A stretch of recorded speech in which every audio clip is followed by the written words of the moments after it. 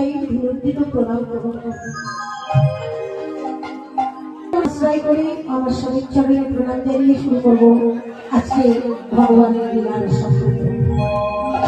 যারা নামে উপনীত হয়েছে কীর্তনের মতো প্রসাদ সাধনের লাগে, প্রথমে বলি ভালো জিনিস